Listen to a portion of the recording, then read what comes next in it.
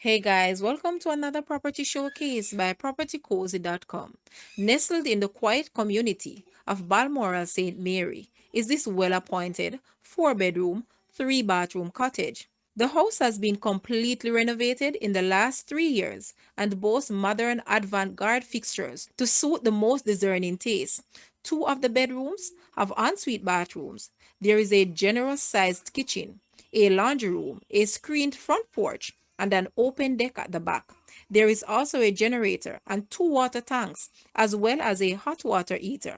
Sitting on a third of an acre, the property boasts an expansive lawn to the front, which is well fenced, with a composite material which will last many years while adding an upscale curb appeal.